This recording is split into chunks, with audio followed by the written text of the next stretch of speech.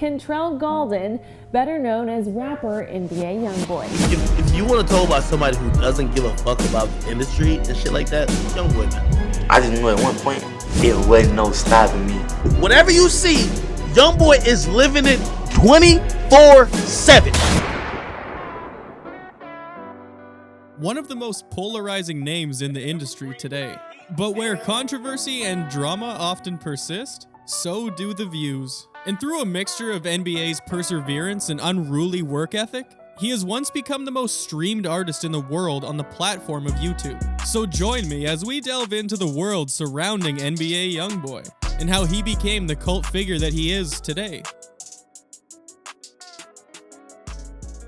A kid from Baton Rouge turned online superstar seemingly overnight. Kentrell Deshaun Golden, or as you may know him, NBA YoungBoy, has faced plenty of adversity in his young life.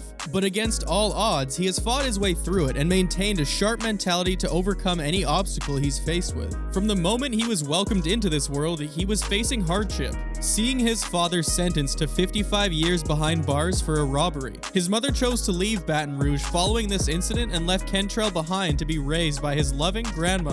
But just because he was in good hands doesn't mean he was always staying out of harm's way.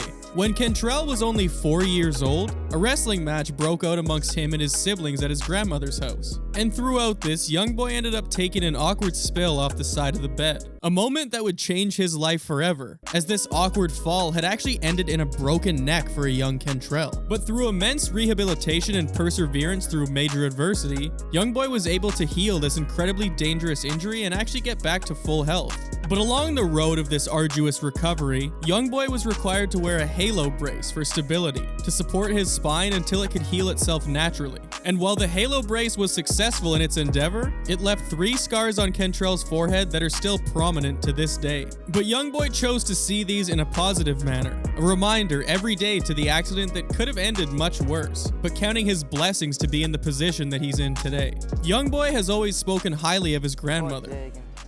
It was cool though. My grandma, she was nice. She gave me anything I wanted. Right. If she had it, but she had died. So Papa ain't really give much though.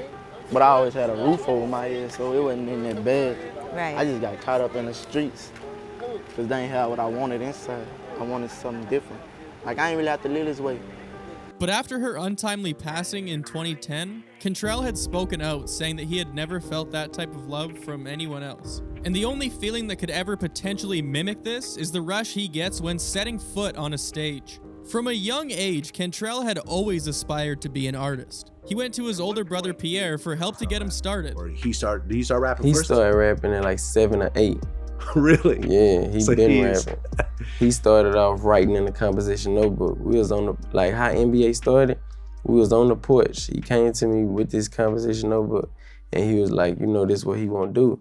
And then when I was looking at him like, this is what you want to do? And he was like, you know, yeah. Kentrell and Pierre stayed close throughout their adolescent years. And while they started out trying to make an honest living by cutting lawns for $7 a piece, it simply wasn't enough money to keep them out of trouble. So quickly, they moved on to stealing bikes, car batteries, and eventually started breaking into homes. Around the time these two started taking aim at more serious, high-value crimes was also around the same time that Kentrell had lost his grandmother, leading him to drop out of school in order to get some real money. He was only in the 9th grade, but wanted to pursue his career as a rapper. And with his grandmother no longer in the picture, Kentrell had no place to turn to. He ended up moving in with his half-brother Pierre and Pierre's biological mother, Monique, who became like a second mother to YoungBoy. Pierre and Kentrell would have in-depth conversations about what the future potentially held for them. And Pierre would always tell Kentrell, "Don't worry, because we'll never be broke again." And it was these conversations that sparked the slogan that follows YoungBoy to this day. The two began putting in serious work on their craft. Rapping was always their passion,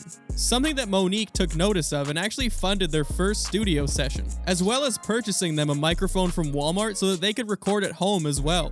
And with these tools, NBA released his first song on YouTube titled For a Reason. And it was around this time that Pierre took on the management duties. He took it upon himself to get hundreds of CDs made with YoungBoy's music on them, and he would pass these around the streets in Baton Rouge to gain awareness of his younger brother's rap career. And as he gained a small following and started to turn music into a full-time opportunity, he had a run-in with the law, getting sent to juvie for 6 months after he was caught during a break and enter. And while most would see this as momentum crushing and mostly a bad thing, Cantrell saw this as an opportunity and crafted his lyrics and wrote songs behind bars, utilizing his time in the pen. He was ready to drop music the minute he got out.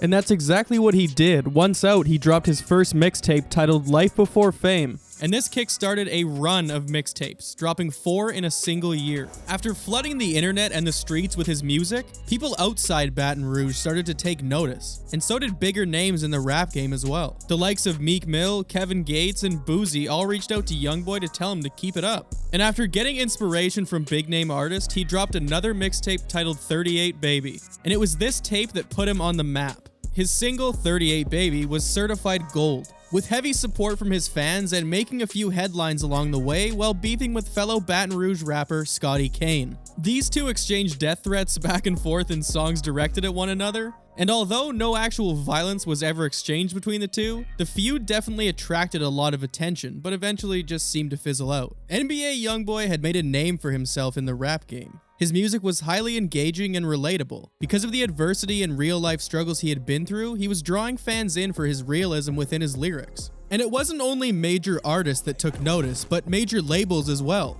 as they wasted no time blowing up his phone and trying to get him to sign with them. Seemingly having the world in his hands, YoungBoy wasn't out of the woods just quite yet. On a cold November night in 2016, before a show in Austin, Texas, he was arrested by police for 2 counts of attempted first-degree murder and was held on a $200,000 bond. And even though he was 17 at the time, he could still potentially be tried as an adult, essentially flipping a switch overnight, going from the biggest up-and-coming name in music to now facing a life sentence. But even though he was behind bars, he went on to release even more music before the year was done, dropping 2 more projects. The latter, titled Before I Go Reloaded, this extended his mixtape count to 6 dropped in a single calendar year. YoungBoy was held behind bars until his trial in May of 2017. He ended up taking a plea deal in the case, and immediately after his release dropped his single, Untouchable. And with his release, NBA was free to continue his steady onslaught of music and pick up where he left off within his rap career.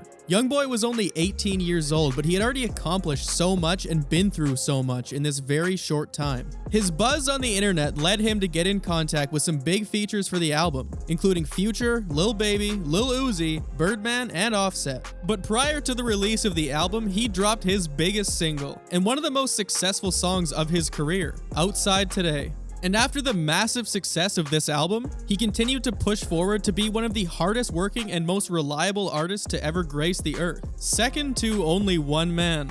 Dropping mixtapes and EPs at an alarming rate, he is now a platinum-selling artist, and every release seemed to get bigger and bigger than the one prior. His music is largely consumed on YouTube, and he's been one of the most streamed artists on this platform for 2 years straight. His channel averages about 50 million views per week. NBA's rise to fame was not an easy one, and he has overcome many obstacles. And as the days go by, he's still consistently releasing massive volumes of music, and his cult following of fans still can't get enough of the Baton Rouge artist.